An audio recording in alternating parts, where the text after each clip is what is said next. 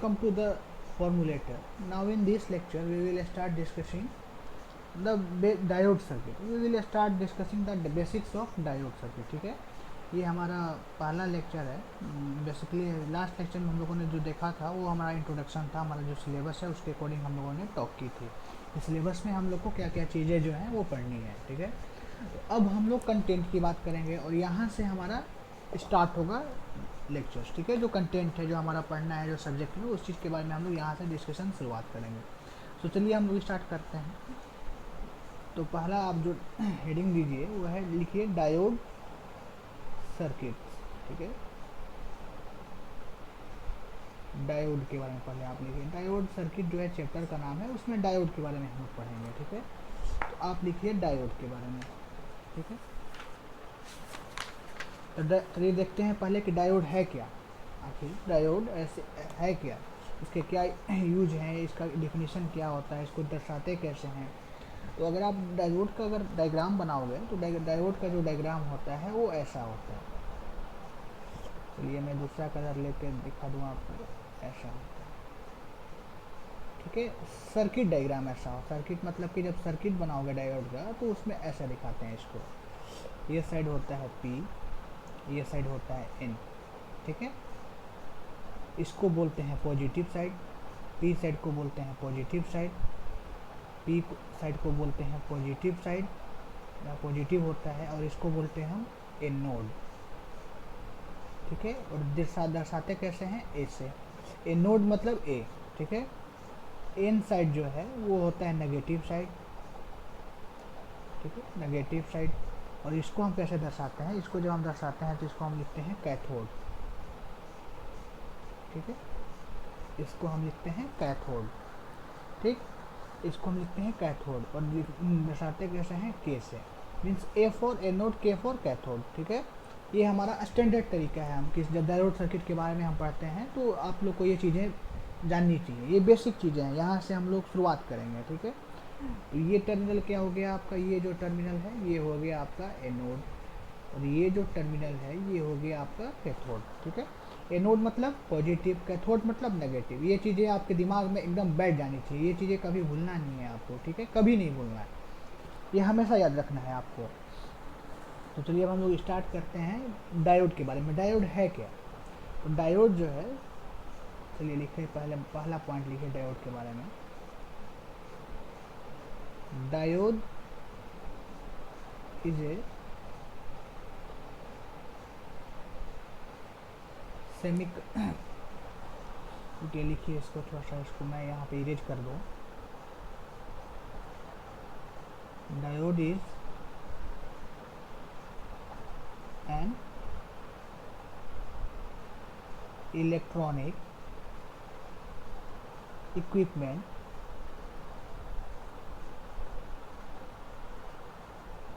which is used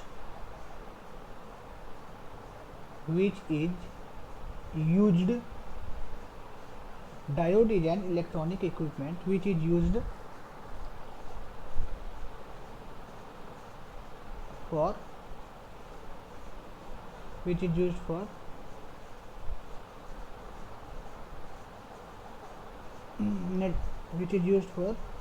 designing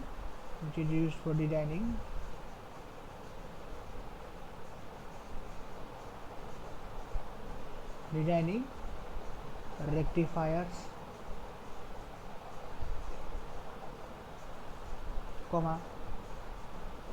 inverters. Rectifiers के लिए use किया जाता है, इन्वर्टर्स के लिए किया जाता है, एंड एटसेट्रा. ठीक है, बहुत सारी चीज़ें हैं जिनको बनाने के लिए हम डायोड का यूज करते हैं. ठीक है, तो ये क्या है कि इलेक्ट्रॉनिक इक्विपमेंट है. क्या डायोड क्या है, एक इलेक्ट्रॉनिक इक्विपमेंट है जिसका हम यूज करते हैं डिजाइनिंग पर्पस से. डिजाइनिंग पर्पस मतलब क्या, रेक्टिफायर के लिए. रेक्टिफायर क्या होता है मैं आगे बताऊंगा आगे के लेक्चर में. ठीक है, अभी बस आप इतना ही जान लीजिए कि इसका यूज करते हैं रेक्टिफायर्स और इन्वर्टर्स को बनाने के लिए. आगे आप सब चीज़ समझ जाएंगे. रेक्टिफायर क्या होता है कि लेक्चर में मैं इसको अच्छे से समझाऊंगा. पूरा लेक्चर ही होगा रेक्टिफायर के ऊपर. हाँ, लिखिए अब इसको. It is made up of semiconductor material, semiconductor material, ठीक है। जो सेमीकंडक्टर मटेरियल है उनसे ये उनका निर्माण किया जाता है, स्पेशली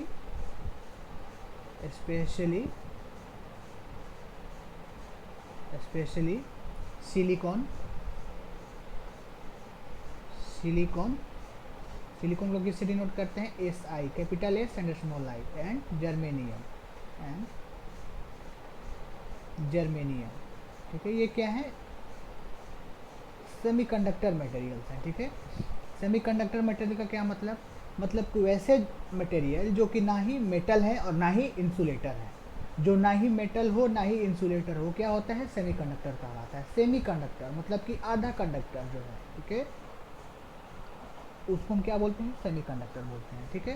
तो ये कुछ बेसिक नॉलेज था जो कि डायोड के बारे में मैंने आप लोग को दिया। चलिए यहाँ पे एक और आप हेडिंग डाल दें, यहाँ पे दूसरा हेडिंग लिखिए, स्ट्रक्चर ऑफ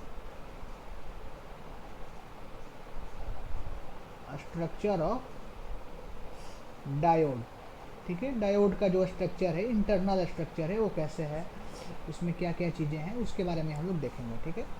तो चलिए लिखते हैं इसमें, स्ट्रक्चर ऑफ डायोड में लिखिए। इसमें पहला पॉइंट आप जो समझना है आप लोगों को, उसमें समझ लीजिए कि ये जो डायोड है ये पी टाइप का मटेरियल्स होता है। पी मटेरियल मतलब P type material,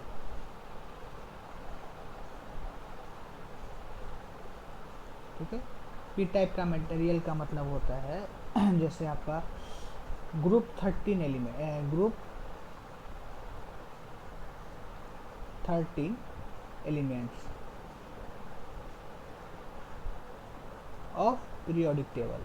periodic table में कितने ग्रुप है, 18 ग्रुप है, और कितना पीरियड होता है, 7। आप लोग केमिस्ट्री में पढ़े होंगे ये चीज़ कि पीरियोडिक टेबल जो होता है उसमें 18 ग्रुप होते हैं, वर्टिकल कॉलम जिसको बोलते हैं, और जो हॉरिजॉन्टल कॉलम्स होते हैं वो 7 होते हैं। तो इसमें 13 एलिमेंट्स हैं, 7 होता है या 8 होता है, मैं भी शायद फॉरगेट कर गया, ठीक है। हम लोग अपने टॉपिक पे आते हैं। 18 वर्टिकल जो है ग्रुप, जिनको ग्रुप बोलते हैं, वो 18 होते हैं, ठीक है। तो इसके बारे में लिखते हैं हम, पी टाइप मटेरियल जो होते हैं वो होते हैं group 13 elements of periodic table, ठीक है। पीरियोडिक टेबल के ग्रुप 13 एलिमेंट्स होता है। पीरियोडिक टेबल में ग्रुप 13 एलिमेंट्स में क्या है, एग्जाम्पल के लिए लिख लीजिए आप। एग्जाम्पल में एल्यूमिनियम है आपका, बोरॉन है आपका, ये जो है वो ग्रुप 13 एलिमेंट्स हैं, ठीक है, एक्सेट्रा। एल्यूमिनियम क्या है, ग्रुप 13, एल्यूमिनियम का एटॉमिक नंबर 13, बोरॉन का क्या है 5। एक ऐसा क्यों है, मैं आगे आपको इस बारे में बताऊंगा, ठीक है। आगे जब मैं इसको डिस्कशन करूंगा तो मैं आपको अच्छे से समझाऊंगा कि ऐसा क्यों है, ऐसा क्यों इन्हीं मटेरियल्स को यूज करते हैं। फिर बात आती है एन टाइप मटेरियल की। एन टाइप मटेरियल में आप जान लीजिए पहले कि एन टाइप जो मटेरियल्स होते हैं वो होते हैं group 15 materials, group 15 elements of periodic table के जो चलिए मैं इसको इरेज कर देता हूँ ताकि आप लोग को अच्छे से दिखाई दे। मैं नेक्स्ट पेज पर जाता हूँ। मैं उम्मीद करता हूँ कि आप लोग को ये चीज़ें आप लोगों ने अपने लिख लिया होगा नोट्स में। अगर नहीं लिखे हैं तो वीडियो को पॉज करके आप लोग लिख सकते हैं, ठीक है। So thank you. चलिए आगे मैं इसको इरेज करता हूँ अब। हाँ, तो group 15 elements of periodic table, ठीक है। मतलब कि जो पी टाइप मटेरियल्स हैं वो 13 ग्रुप हैं पीरियोडिक टेबल, ठीक है। अब देखिए कंसेप्ट क्या है यहाँ पे ग्रुप 13 ग्रुप 15 का। जो ग्रुप 14 होता है, ग्रुप 14 जो होता है वो उसमें क्या होते हैं, सेमीकंडक्टर्स होते हैं, सेमीकंडक्टर होते हैं, ठीक है। सेमीकंडक्टर में क्या होता है आपका, जैसे सिलिकॉन है आपका, सिलिकॉन जो है सिलिकॉन है उसका एटॉमिक नंबर क्या है 14, और ये कहाँ पे होता है, ग्रुप 14 में होता है। तो सिलिकॉन क्या है, सेमीकंडक्टर है, ठीक है। चलिए हम इसको यहाँ पे लिख देते हैं। ये है आपका, सपोज करिए एक साइड में लिखिए यहाँ पे लिखिए एल्यूमिनियम, एल्यूमिनियम जो कि ग्रुप 13 का है, यहाँ पे लिखिए सिलिकॉन और यहाँ पे लिखिए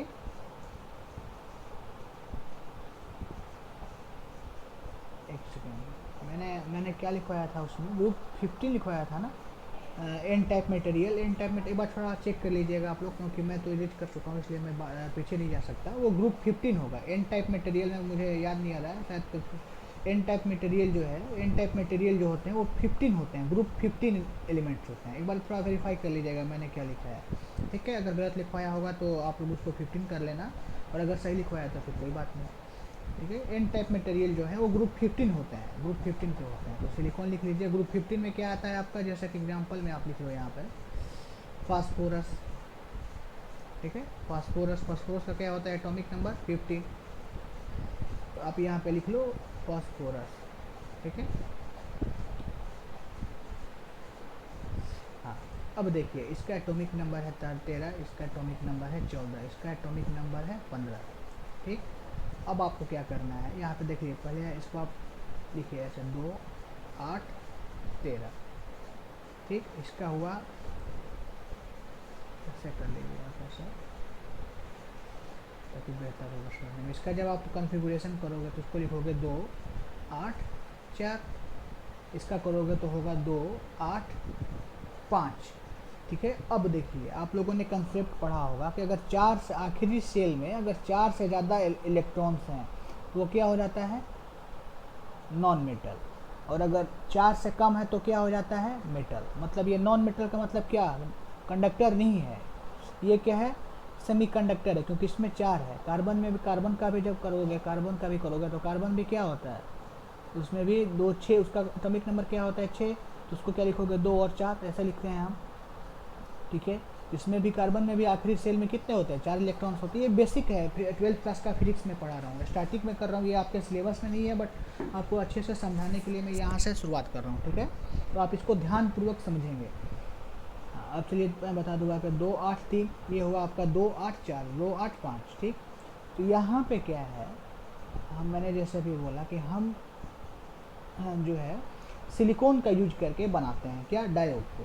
तो अब यहाँ पे एल्युमिनियम का क्या कंसेप्ट है और फास्फोरस का क्या कंसेप्ट है, इसके बारे में हम लोग समझेंगे। तो चलिए इससे पहले हम लोग यहाँ पे एक चीज़ लिख लें। आप एक बार इसको टेबल को बना लीजिए। मैं जो भी लिख रहा हूँ वो सारी चीज़ें आप अपने कॉपी पे, नोट्स पे काफ़ी अच्छे तरीके से, हेडिंग जो भी मैं दे रहा हूँ उसको, हेडिंग को अच्छे ब्लैक पेन से लिखिए, और जो भी बाकी चीज़ें हैं उनको ब्लू पेन से लिखिए, ठीक है। अब आप लिखिए नेक्स्ट पॉइंट करके लिखिए, इसमें नेक्स्ट पॉइंट करके लिखिए, जो भी पॉइंट नंबर हो 1, 2, 3, 4, 5 जो भी आपका हो उसको देख लीजिएगा, नेक्स्ट पॉइंट करके लिखिएगा। इसमें लिखिए इन diode to increase the conductivity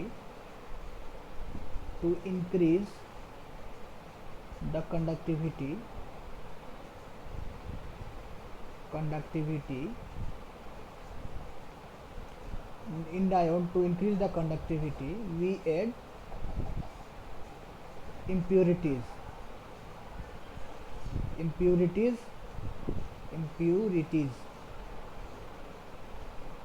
it is in it.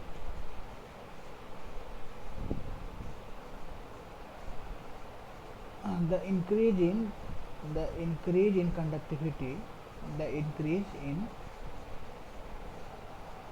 conductivity is proportional to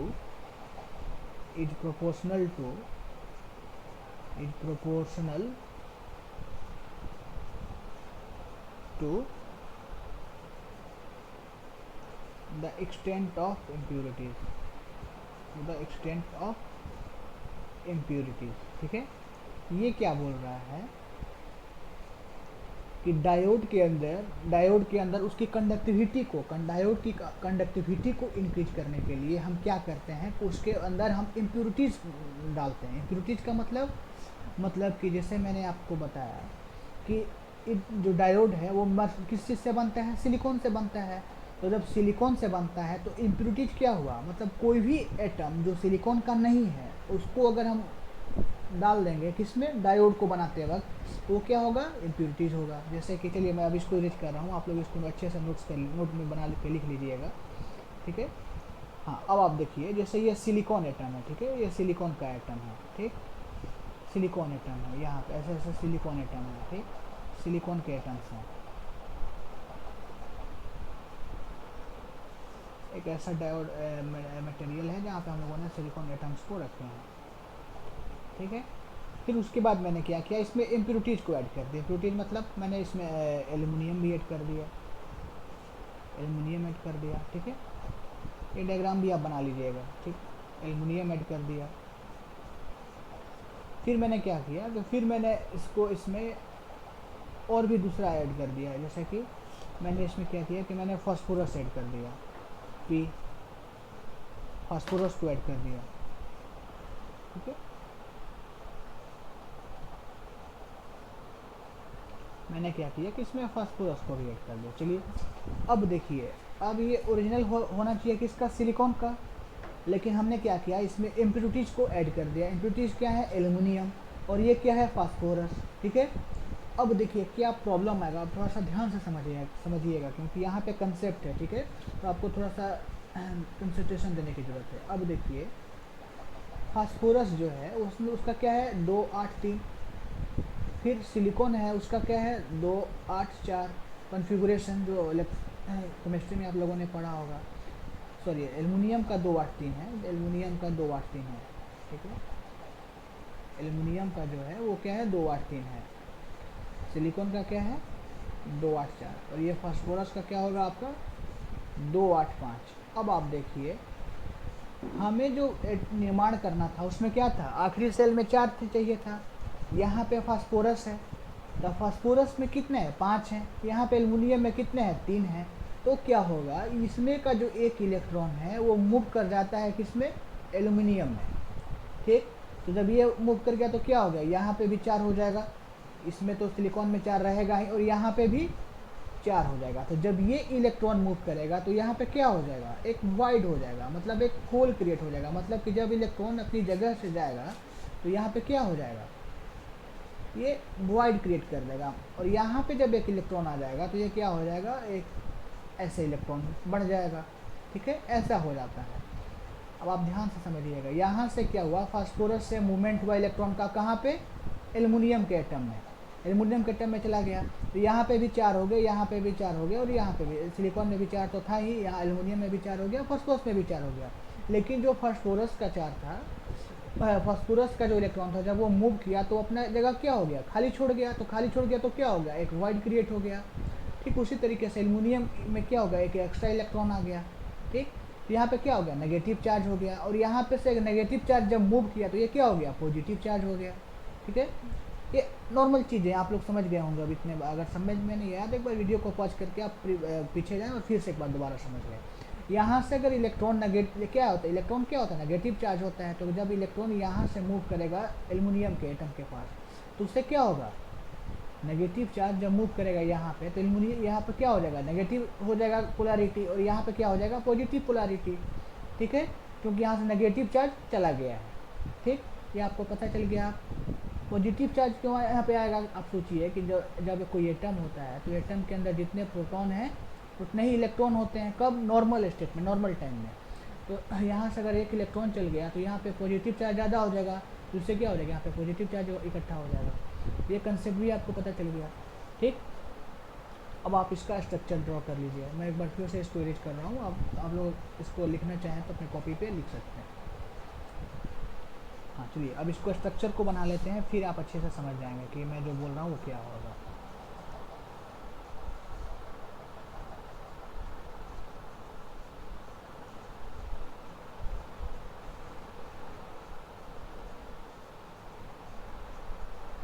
ठीक है, ये ऐसा ऐसा है, इसको थोड़ा सा स्ट्रेट कर लीजिए आप लोग।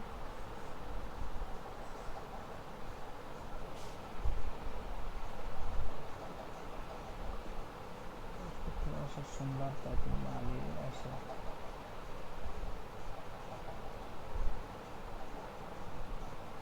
चलिए, ये हो गया आपका एनोड,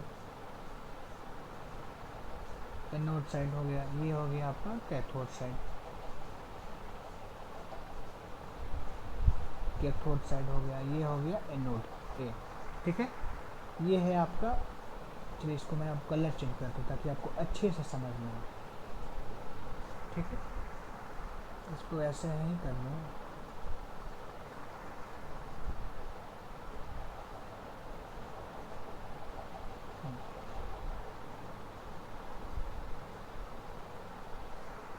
और फिर बीच में एक ऐसा गैप रखेंगे। अब इसको देखिए, अब आप इसको लिख लें P, ये हो जाएगा N। ठीक, और इधर होगा नेगेटिव। नेगेटिव क्यों होगा मैं बताऊंगा आपको। और एक बार आप ड्रॉ कर लें इस फिगर को, उसके बाद मैं बताता हूँ कि ये नेगेटिव चार्ज क्यों हो जाएगा और इधर पॉजिटिव चार्ज क्यों आएगा। ये सारी चीज़ें आप लोग को मैं बहुत अच्छे तरीके से समझाऊंगा, बट आप लोग को थोड़ा सा इसको अच्छे से ड्रॉ कर लेना है। ठीक है, अब देख इसको इधर, इसको बोलते हैं डिप्लेशन रीजन।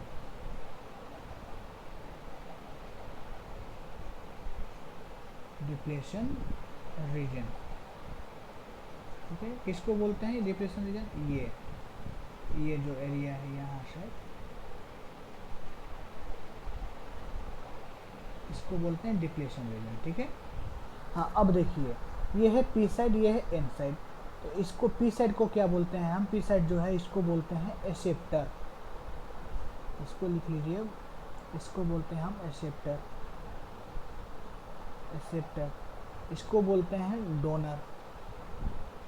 अब आपको नाम से समझ में आने लगा होगा कि इसको एक्सेप्टर क्यों बोलते हैं, इसको डोनर क्यों बोलते हैं। पी साइड में क्या होगा? एल्युमिनियम एटम होगा। डोनर साइड में क्या होगा? एन साइड में फास्फोरस एटम होगा। ठीक है, देखिए अब क्या होता है, जैसे मैंने बोला कि बहुत सारे सिलिकॉन एटम्स के बीच में हम कुछ इम्प्योरिटीज़ को ऐड कर देते हैं। इम्प्योरिटीज़ का मतलब, और इम्प्योरिटीज़ को ऐड करने का मकसद होता है कि हम उसकी कंडक्टिविटी को बढ़ा सकें। ठीक है, तो कंडक्टिविटी को बढ़ाने के लिए हम इम्प्योरिटीज़ को ऐड करते हैं, और जब इम्प्योरिटीज़ ऐड करते हैं तो उसका क्या हो जाए, कंडक्टिविटी बढ़ जाता है। और वो जो इम्प्योरिटीज़ होती है वो दो तरीके की होती हैं। इम्प्योरिटीज़ जो होती हैं वो दो तरीके की होती हैं। पहले आप इसको यहाँ पे लिख सकते हो, इम्प्योरिटीज़ जो हैं वो दो तरीके की होती हैं। पहला पी टाइप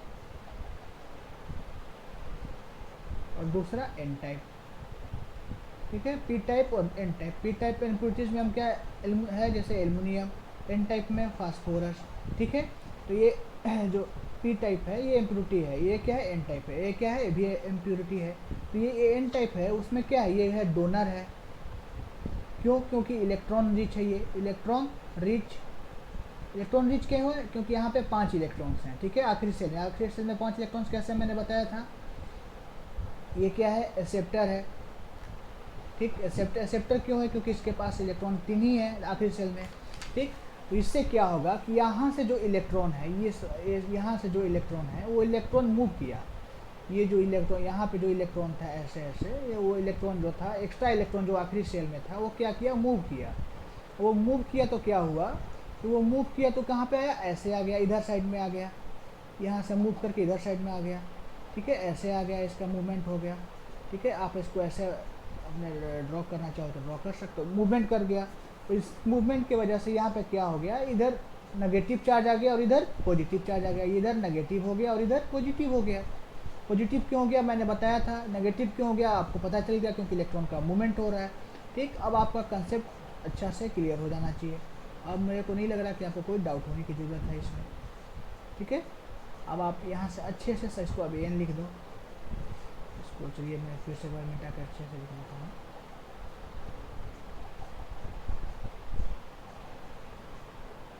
ठीक है, अब आप देख लीजिए, अब इधर पॉजिटिव हो गया, इधर नेगेटिव हो गया, इधर पॉजिटिव हो गया, ये नेगेटिव हो गया इधर, और इधर ये पॉजिटिव हो गया।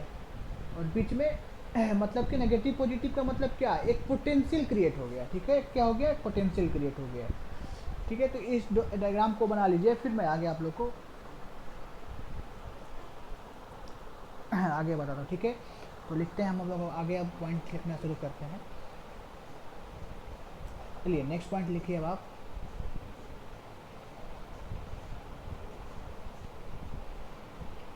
The voltage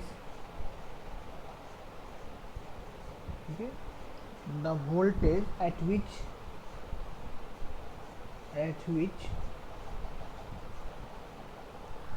the charged particle at which the charged particles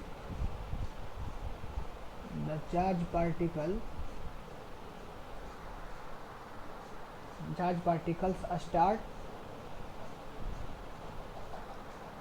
crossing the junction is called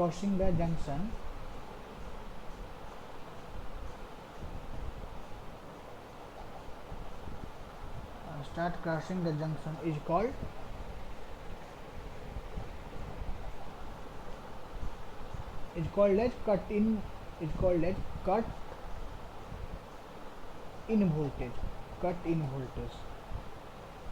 in voltage और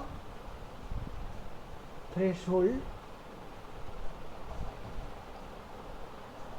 वोल्टेज, ठीक है, या थ्रेशोल्ड वोल्टेज बोलते हैं इसको, ठीक है। इट इज रिप्रेजेंटेड बाई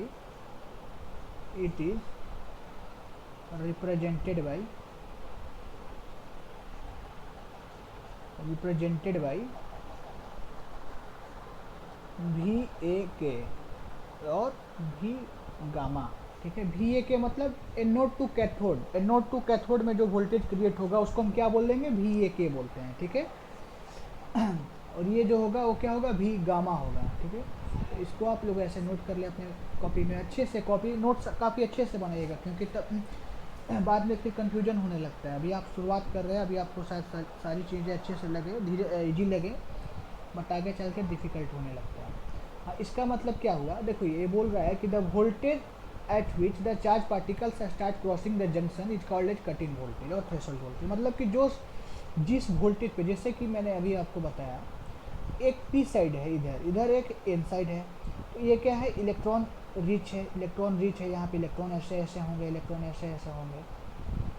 ये क्या है, इलेक्ट्रॉन डिफिशिट है, ठीक है। ये पी साइड जो है इलेक्ट्रॉन डिफिशिट है, तो और ये बीच में जंक्शन है जो कि दोनों को, पी साइड को और एन साइड को, दोनों को बाइसेक्ट कर रहा है। तो यहाँ से क्या होगा कि इलेक्ट्रॉन का मूवमेंट होगा, ठीक है, इधर की तरफ मूवमेंट होगा, ठीक है। तो वह इधर की तरफ मूवमेंट होगा, ठीक। तो ये इधर जब मूवमेंट होगा तो ये क्या हो जाएगा, अपना एक होल छोड़ के जाएगा, होल अपने जगह पे क्या होगा, एक होल छोड़ के जाएगा ऐसे अपनी जगह पे।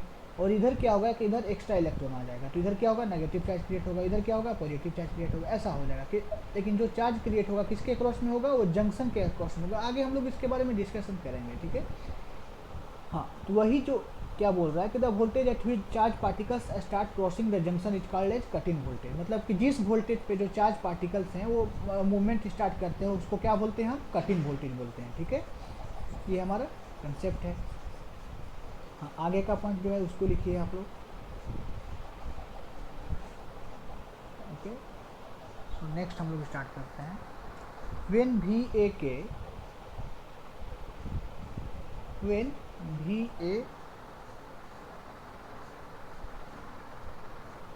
is less than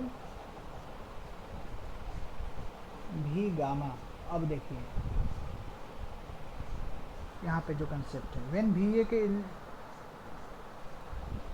is less than V gamma.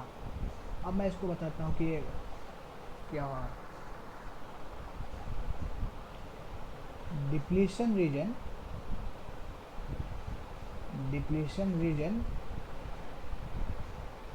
exists and no charge particles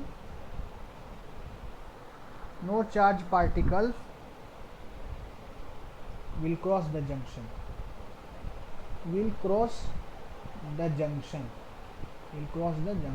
ठीक है। ये आप लिख लीजिए इसको। ये क्या बोल रहा है कि अगर एनोड टू कैथोड वोल्टेज, ये एनोड टू कैथोड वोल्टेज, ये एनोड है, ये कैथोड है, यानी कि VA माइनस VK, यानी कि that is equals to VAK। Anode to cathode voltage जो है वो लेस होगा किससे, V गामा से। गामा क्या है, ये गामा जो है ये रिक्वायर्ड वोल्टेज है। मतलब कि अगर एक्सटर्नल वोल्टेज चाहिए जो कि गामा, V गामा से ज़्यादा हो, तब जाके क्या होगा कि इलेक्ट्रॉन्स का मूवमेंट होगा, और तब जाके कंडक्टिविटी क्या होगी, इंक्रीज करेगी, और जो डायोड है वो कंडक्ट करना शुरू करेगा। ठीक है, मैं आगे आपको इस चीज़ के बारे में बताऊंगा, आगे हम लोग इसके बारे में डिस्कशन करेंगे, अभी बस आप इतना ही जान लीजिए। ठीक है, हाँ चलिए नेक्स्ट स्टार्ट करते हैं। थोड़ा सा कलर चेंज करके मैं लिख रहा हूँ ताकि आप लोग को चीज़ें अच्छे से समझ में आ जाए। जब भी A K is more than V gamma, तब क्या होगा,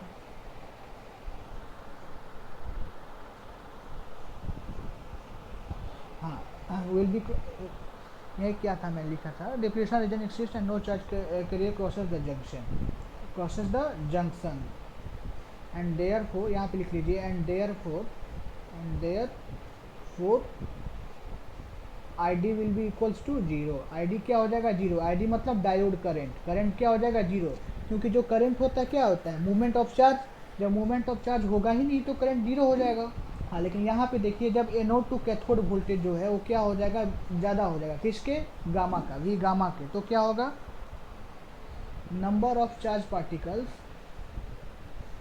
यहाँ ले लीजिए, when V A K is more than V gamma, then number of charged particles, number of charged particles, number of charged particles, number of charged particles crossing the junction,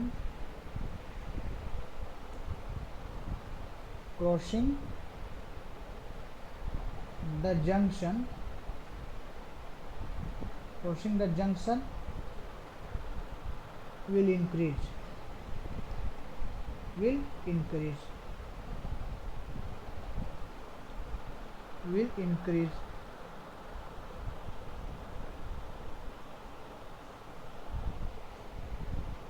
and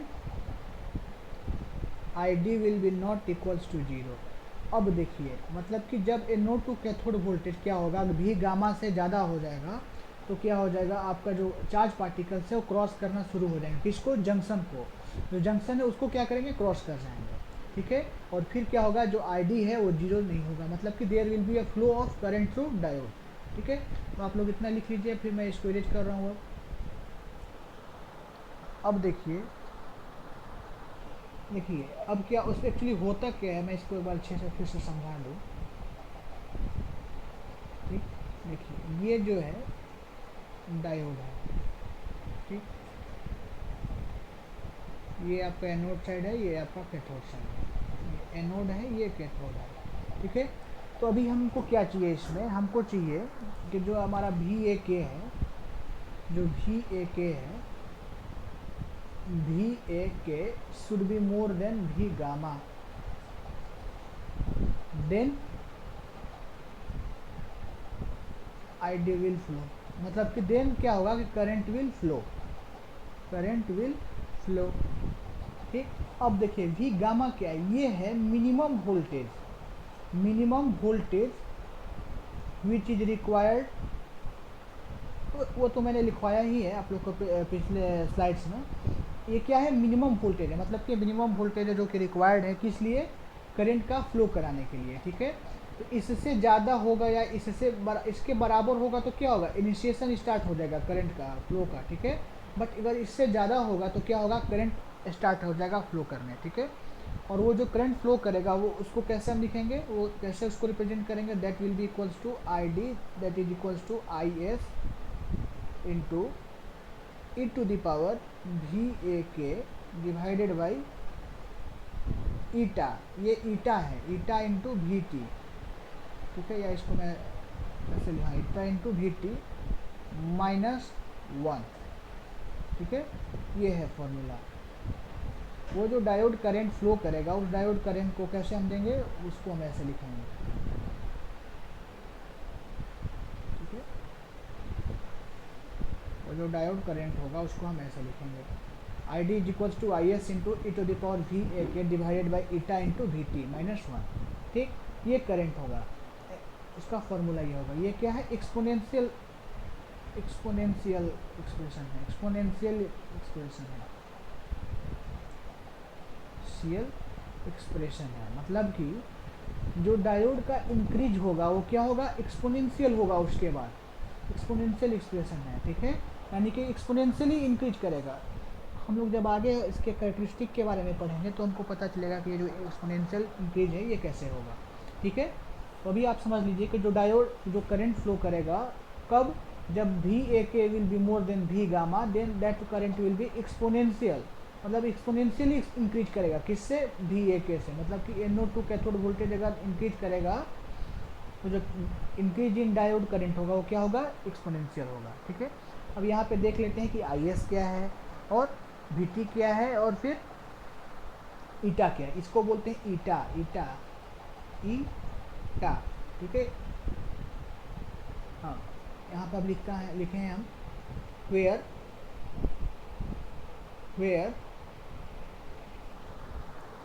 IS is equals to, where IS is equals to reverse saturation current, reverse saturation current, ठीक है।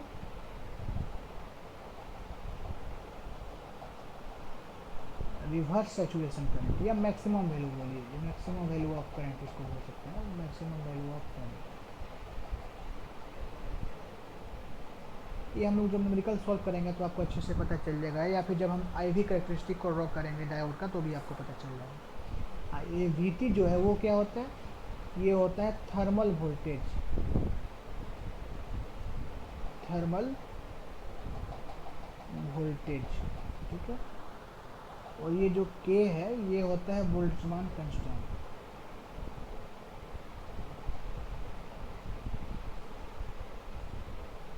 ठीक है, Boltzmann constant. ये आप लोग पढ़े होंगे, जो केमिस्ट्री पढ़े होंगे या फिर फिजिक्स में पढ़े होंगे +2 के।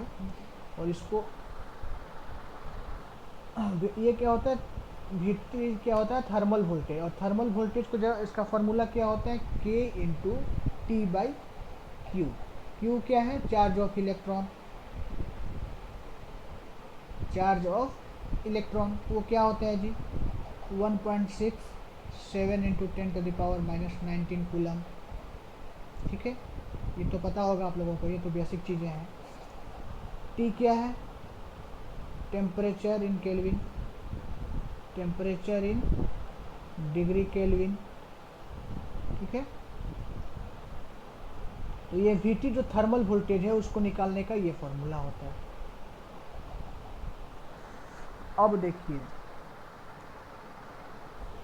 VT इज इक्वल, लिखिएगा यहाँ पे, VT is equals to 26 milli volt, that is equals to 26 into 10⁻³ volt at room temperature, at room temperature. अब देखिए रूम टेम्परेचर क्या होता है जी, रूम टेम्परेचर का मतलब होता है, रूम टेम्परेचर मतलब कि at T is equals to 25 degree Celsius, 25 degree Celsius और 298 डिग्री केल्विन। 298 डिग्री केल्विन कैसे हो गया, क्योंकि 273 प्लस 25 होता है। कैसे, ये डिग्री केल्विन सेल्सियस से केल्विन में, डिग्री केल्विन में बदलने का ये फॉर्मूला होता है जो आप लोग को पता होगा, ठीक है।